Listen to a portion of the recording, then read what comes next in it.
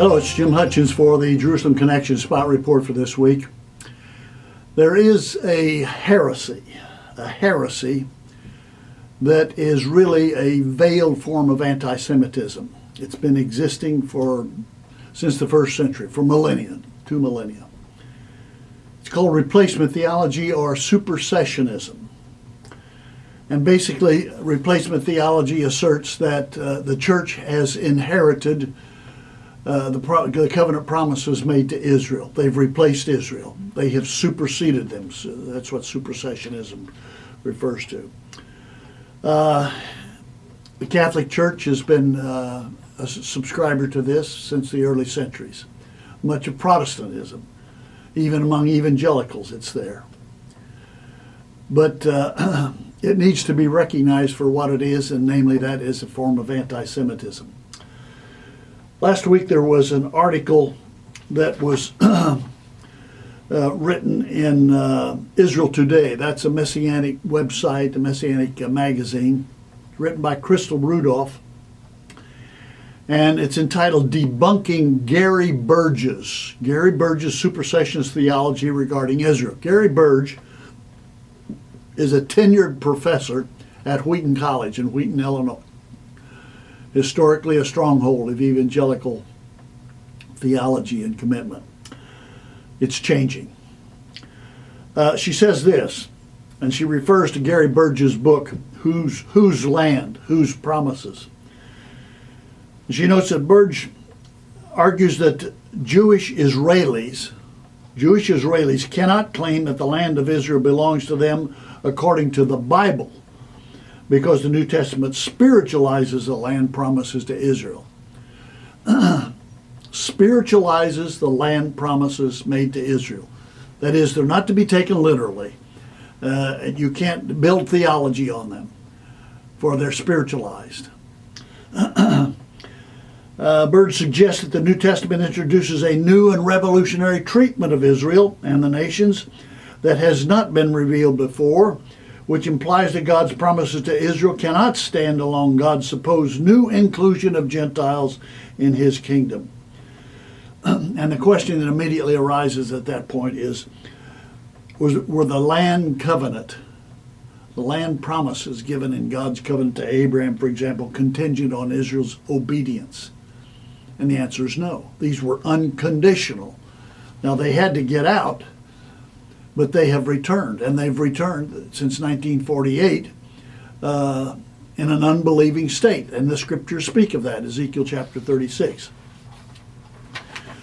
But she further notes that Professor Burge writes that the New Testament announces a new covenant filled with new promises, and in some cases it neglects older promises. In some cases, listen to this, in some cases it refashions them, making them spiritual gifts that were barely anticipated by the original recipients, such as Abraham.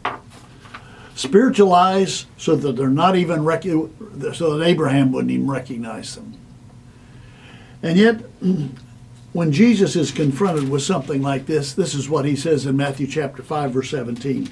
Do not think, says Jesus, do not think that I have come to abolish the law or the prophets. I have not come to abolish them, but to fulfill them. I tell you the truth, until heaven and earth disappear, not the smallest letter, not the least stroke of a pen by any means will disappear from the law until everything is accomplished. And then this, listen to this. Anyone who breaks the least of these commandments and teaches others to do the same will be called least in the kingdom of heaven. Gary Burge is teaching others to disregard the commandments, and he qualifies for being least in the kingdom of heaven. That'll be up to the judgment of God. I think it's important to recognize that the Lord himself is the one who initiated the covenant relationship between Israel and himself, and he chose them because of his love, not because of their merit or of their performance. We're saved not because of our merit or performance, but by God's love and by God's grace. Paul deals with this issue in a couple of places in Romans chapter 11. He begins by saying, I ask then, did God reject his people?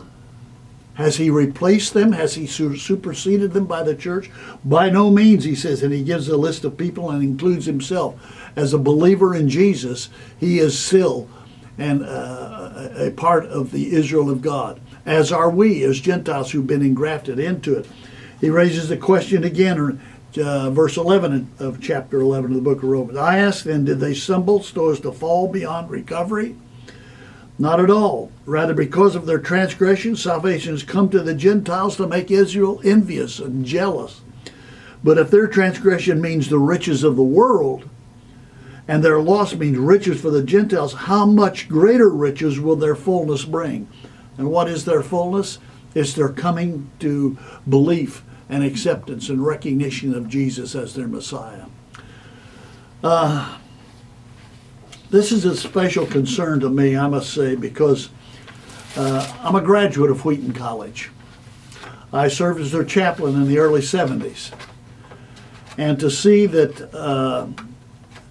an anti-Semite is in the Bible department, and he is encouraged to be there, is a sad commentary on this great school. I brought this to the attention of the president, Dr. Philip Ryken, and I brought Dr. Burge's replacement theology to him.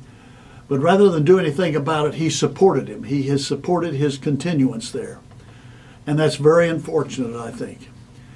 Wheaton recently made a courageous move in suspending an associate professor of political science named Dr.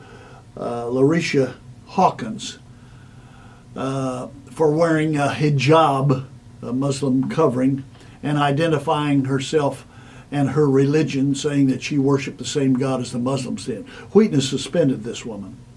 And I would suggest they should likewise suspend Professor Gary Burge. Replacement theology, the anti-Semitism of replacement theology, is nothing short of an attack on one of the basic attributes of the God of the Scriptures, namely his immutability. He does not change. The promises of God are eternal. No matter how many promises God has made, they're all yes in Jesus. This is an attack on the immutability of God, and it's an attack on the character and the integrity of God, that he would make promise and then he would break it, that he could not be trusted. Anti-Semitism is alive and well, and in many cases it's alive and well among evangelicals. It certainly is in the Bible department of Wheaton College, and that is a tragedy. Till next week, Od Ki Yavo Shiloh, or until Messiah comes, Yivareka Yahweh. Yahweh bless you, bless those you love, and bless those who love you.